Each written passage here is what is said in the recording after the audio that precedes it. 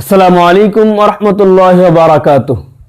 আমরা এমন কিছু মানুষ নিয়ে এখন আলোচনা করতে চাই যারা আল্লাহ রাব্বুল আলামিনের কাছে শ্রেষ্ঠ, যাদের দেখে আল্লাহ রাব্বুল আলামিন খুবই খুশি হন।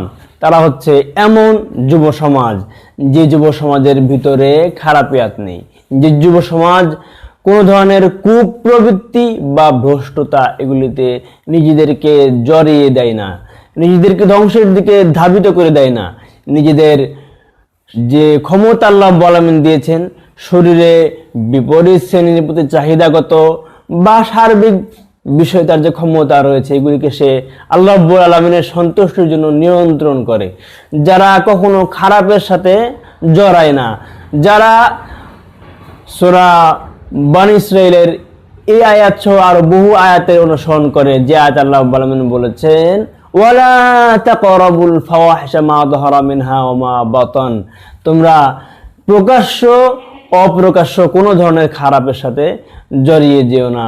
আল্লাহ রাব্বুল আলামিন এই বিষয়টাকে উল্লেখ করেছেন যে ওয়ালা তাকরাবুজ জিনা, তোমরা যে সমস্ত জিনিস মানুষকে ব্যভিচারের দিকে নিয়ে যায়, কুপ্রবৃত্তির দিকে নিয়ে যায়, খারাপ কামনা বাসনার দিকে নিয়ে যায়, সেই সমস্ত বিষয় থেকে বিরত থাকো। তাহলে এই আয়াতগুলির পাশাপাশি আমরা আজকে যে হাদিসটা নিয়ে কথা বলবো, এই হাদিসটাতেও আল্লাহ রাব্বুল আলামিন তার নবীর মাধ্যমে জানিয়েছেন শ্রেষ্ঠতম যুব সমাজের কথা, যাদের পরিচয় হচ্ছে তাদের ভিতর, বাহিরগত অবস্থা না। যে মানদণ্ড আল্লাহ রাব্বুল আলামিন এই জায়গায় বর্ণনা করেছেন, এটা এমন একটা মানদণ্ড যা ব্যক্তি নিজে বুঝতে সক্ষম, কেউ তাকে দেখে বুঝতে সক্ষম না। উকবা ইবনে আমির রাদিয়াল্লাহু আনহু থেকে বর্ণিত, হাদিসটি মুসনাদ আহমদে এসেছে, তাবারানীতে এসেছে। রাসূলুল্লাহ সাল্লাল্লাহু আলাইহি ওয়াসাল্লাম বলেছেন ইন্নাল্লাহা লা ইয়া'জুবু মিনাশ শাববি লাইসা লাহু সাবওয়া, আল্লাহ রাব্বুল আলামিন সবচেয়ে বেশি খুশি হন সেই যুবকের প্রতি, যে যুবকের যৌবনকালে কোনো কুপ্রবৃত্তি, কোনো ভ্রষ্টতা তাকে পেয়ে যায়নি।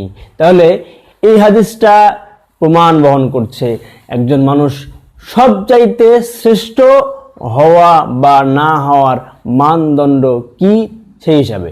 তাহলে পরে আমরা যারা নিজেদেরকে খারাপ থেকে বাঁচাতে পারি, চাইলেই নেট আছে আমার হাতের মুঠোয়, আমি যে কোনো খারাপ কিছু দেখতে পারি, তা না দেখে যারা নিজেদেরকে ফেরায়, তাদের জন্য এই হাদিসে সুসংবাদ এসেছে যে তাদেরকে দেখে আল্লাহ রাব্বুল আলামিন সবচেয়ে বেশি খুশি হন। সুবহানাল্লাহ বিহামদিহি। সুতরাং আমাদের উচিত হবে বর্তমান সময়ে স্যাটেলাইটের এই যুগে আকাশ সংস্কৃতি যখন হাতের মুঠোয়, যে সময় আমরা চাইলেই যে কোনো সমস্যায়, যে কোনো খারাপে নিজেদেরকে জড়িয়ে দিতে পারি, আমাদেরকে কেউ দেখবে না একমাত্র মহান রব্বুল আলামিন ছাড়া।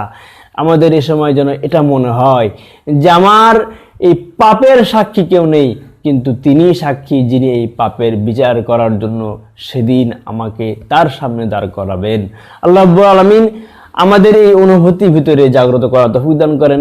পাশাপাশি যাদেরকে সর্বশ্রেষ্ঠ যুব সমাজ হিসাবে বর্ণনা করা হয়েছে, সেই ধরনের যুবক যুবতী হিসাবে আমাদের মুসলিম সভ্য সমাজের সন্তানদের তৌফিক দান করেন।